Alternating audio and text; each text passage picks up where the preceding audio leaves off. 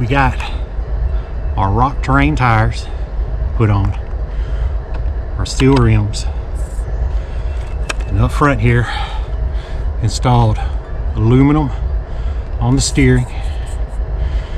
We got our brass chunk cover and hubs on the portals with our aluminum links, and on the rear we got the brass on the pumpkin there and the wheel weights, and took this cover off here, the tent, whatever you want to call it. Nothing really done on the inside as far as the engine, ESC, any of this. Only other thing is I did put overdrive in the front, so we're gonna see what kind of a difference we got now. So before, we could not get up this right at the bottom. We're gonna see if we can do it this time.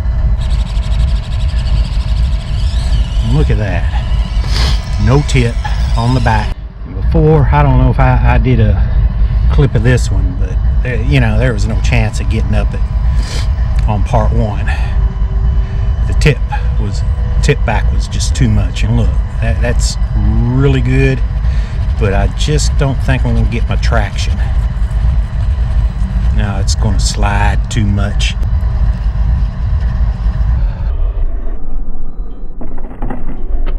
It did tip. Now I also have, I think it's a 5mm offset on the rim, or the wheel weights. And I know I talked about swapping out the shocks, but I wanted to try these out like it was because of the weight difference, and it done pretty good there. Let's see here, pretty good articulation. Let's give it a little. Look at there.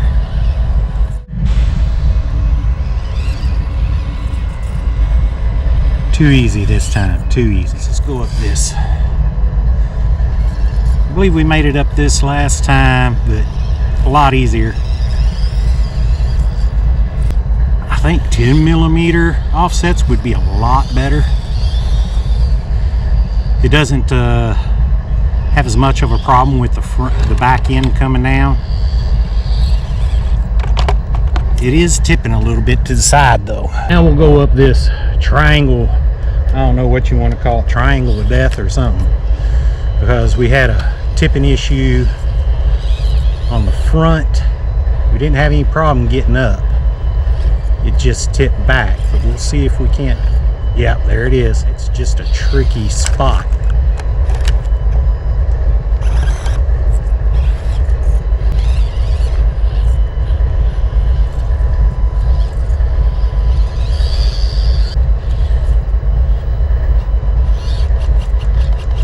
Bumpers catching, didn't have that problem before. Maybe flip the bumper mount upside down, I'll have to look at it. Oh, there we go. Let's see.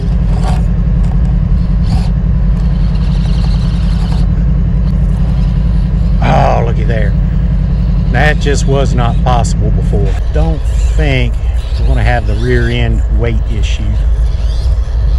That's there. Still got us in a. Look at that. That is spectacular compared to before. That thing would have been flipping right off there. So let's try. Looky here. Now if I could get up that, oh my gosh. All right, let's see about this little valley of a hole here. See what we can do over here. Take it nice and slow, don't get too excited about it. Bumper's getting caught down there. There we go.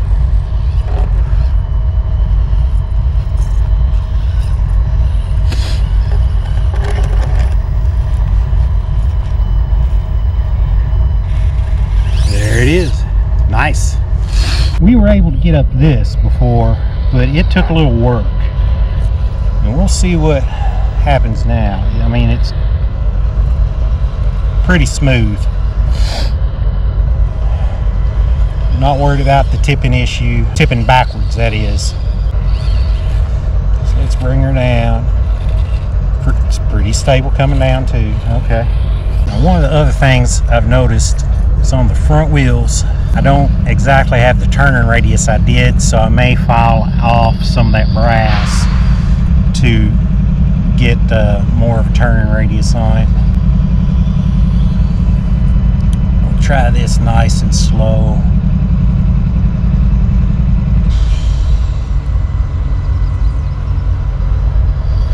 Thought I was going to get some lift that time, but take it easy. Spectacular. Let's try a line I wouldn't have tried at all before. Roll the rear bumper.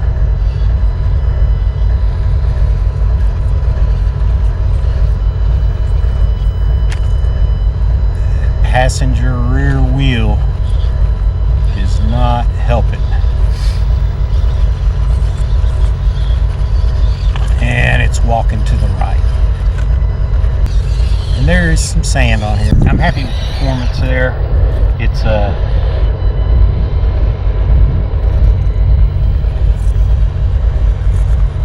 lot of improvement. See how it does on this.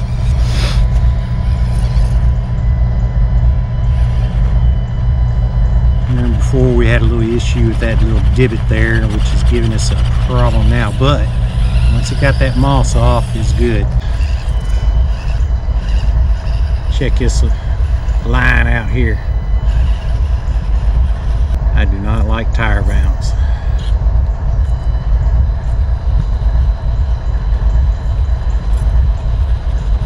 There it is.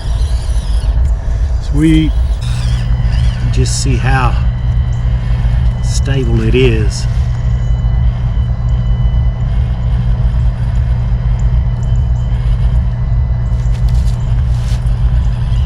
Surprise, surprise. I'm just going to go for it right in up the middle. It's trying, that overdrive's trying to pull it. Look at there. Took a little work, but it did it. Now, I'm not going to try to jump straight up that one, that's for sure. But I'll give it a little bit of, ooh. Yeah. So let's go this way, then turn. There's my steering angle.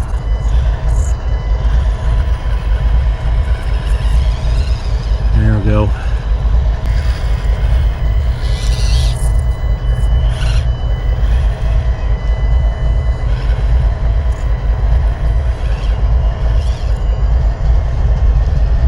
Let's see what we can get going on here. Oh, I'm gonna have to do some maintenance after this one. I'm gonna have to get out my wrench, tighten up my wheel lug nuts. Too much action.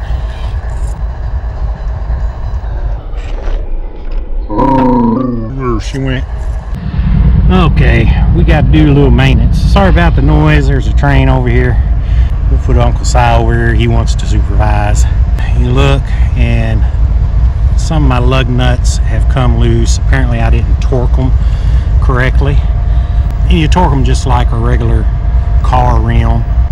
Torque them down in a star pattern. You notice those two are right across from each other, so I must have got a little complacent when I was tightening these down. I think we're still going to have the problem, but get Uncle Si over there. He wants to be seen. Maybe this will be better.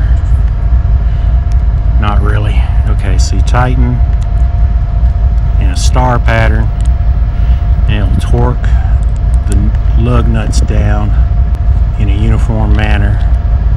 And it doesn't hurt. I really don't want to lock them down that tight. So I think we just have the one here that came loose. Let's see if we can get that one in. Recheck the rest. Oh, that one's loose. You should pull maintenance on your vehicles anyway. after you run them to make sure things are tight. You know, clean them up, get the dirt off of them, oil them up a little bit if you've been in the mud. Alright, we good, Uncle Si? I guess so. Alright. I don't think this is going to be too bad. Sometimes your bad angles are the easy angles. And then articulate real nice. Try going up steeper angle. Too easy. Let's try it here. Keep that rear wheel. I think my battery went down. Time for a new battery. Right. So I went to change the battery out on the SCX24 Gladiator, and Uncle Si pointed something out to me after it was a little too late. Told me I was a knucklehead, whatever. But anyway, this is the original battery that come in the vehicle. Okay, notice the connector. Alright, this is the battery I put in,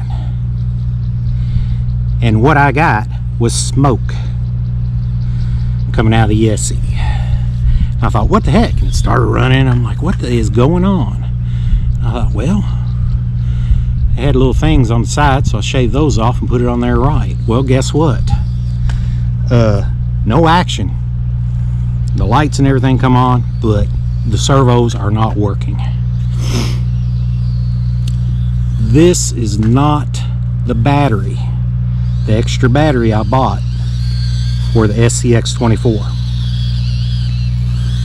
This is. Of course, you can see that's a 800 mile. They're both 7.4 volt. This is 600. I thought, well, since this one's smaller, it'll work better in the 124th than it will the 118th, and this one will work better in the 118th. Well, the deal is, if you look at the connectors, they're the same pretty much, but I shaved the ears off this one right here. I could have put it on the correct way, but the way it lines up, notice the red and the black are opposite on each battery. I'm pretty sure the Evo Pro has got a reverse motor. So I burned up my ESC in the SCX24. But you know what? Gives me a good reason to put a brushless motor on this booger. The light come on when I put the battery in, but there's nothing coming from the ESC. That's all for today on the ESC or SCX24 Gladiator.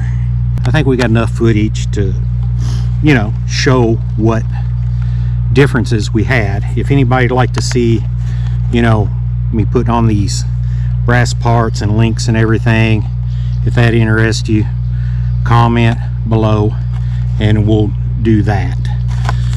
All right, till next time.